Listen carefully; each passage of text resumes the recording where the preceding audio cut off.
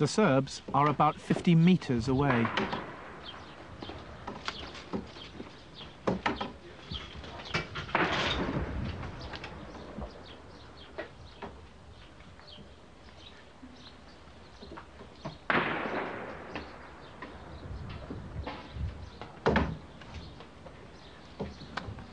It's not in our blood to surrender. It's not in your blood to surrender. Yeah. But you've had a year of being sniped at like this. Yeah. How much longer can you go on? It's a difficult question. I mean, what kind of Bosnia will you be living in the years to come? Well, I think in nearest future that the things here will be changed. And what will happen? Some political agreement. And what does that mean? You don't know. Yeah. Let me turn to Mustafa. And Mustafa, I want to ask you, why are you fighting in this frontline position? Mustafa, ako mogu da vas pitam zašto ratujete na ovoj borbenoj poziciji?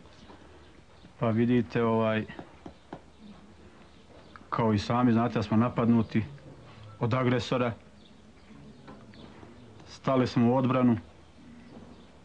Borimo se za slobodnu Bosnu i Hercegovinu, za našu domovinu koju smo imali, koju želimo da imamo. Nihad, you're 16 years old. On your Kalashnikov, I noticed you had in green a sign in Arabic. Can I see it? Can you show it to me? Can I see it? No? You won't show it to me? But I mean, I know it's from the Quran. I was going to ask you if you can read it.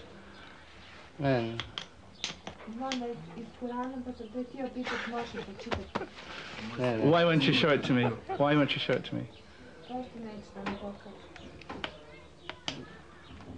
Okay. But I was going to ask you whether you feel that God protects you when you're fighting.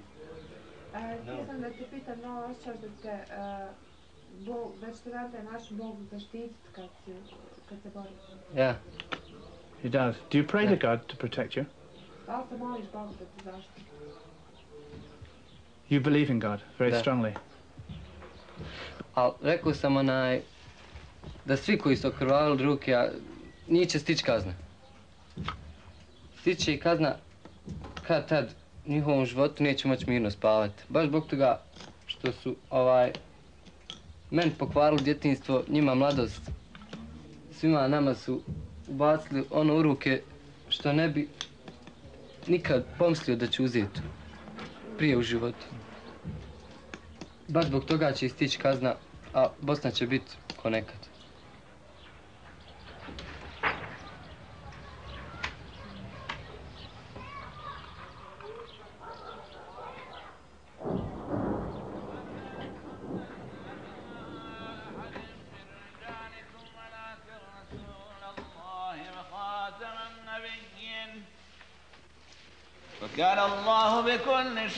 Scaffolding props up the shell-damaged 16th century walls of Sarajevo's great mosque. Muslims have been in Bosnia for 400 years. Christian Slavs who converted under Turkish rule, they pray as Muslims, although their language is Serbo-Croatian, not Arabic.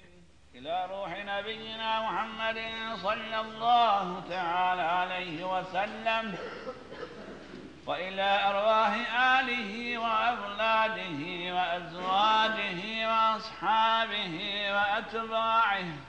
Everyone knows what happened to Bosnian Muslims in terms of concentration camps, in terms of rape, in terms of destruction of villages, cities, in terms of refugees from their homes.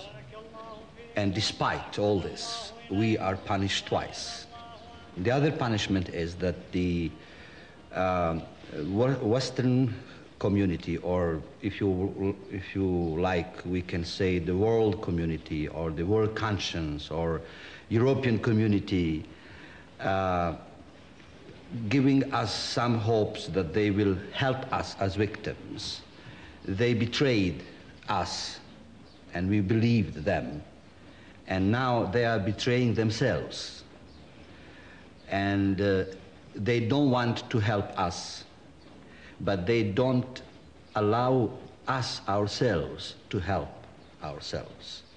Because it is illogical, it is immoral, it is a cry to hold small people who are striving for survival and giving us these arguments that we don't want to lift the embargo because if we do that, the more killing will happen. And the killing is happening every day, every day. What can Muslims do to defend themselves? We can do because we are fighting for our survival. And we don't ask for your soldiers to come to defend us. We don't ask that. We don't ask Europe or Christians to come and to save the Muslims. We ask only one simple thing. Please, give us our right. And our right is to defend ourselves. And you don't do that.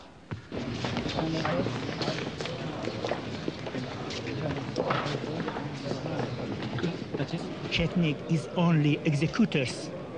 And you are our really enemy because from the beginning you don't put us a chance to defend ourselves.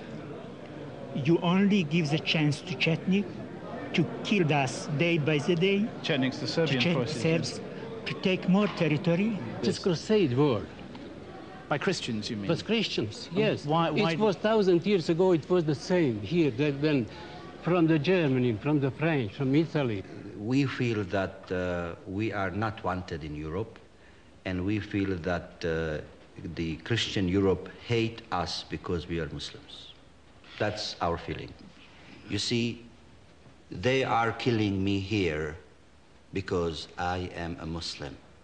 The only sin, and the only sin that, and the only guilt we are accused of is that we are Muslims. Much of the real Sarajevo, the spirit of liberal secular life in which Muslims and Christians live together, lies here, beneath the ground, in old graves which have been reopened to take new bodies. Grave diggers are among the only employees in Sarajevo who still have a full-time job. Grave diggers and journalists. We reporters also catalogue this tragedy. But to what effect, I ask myself?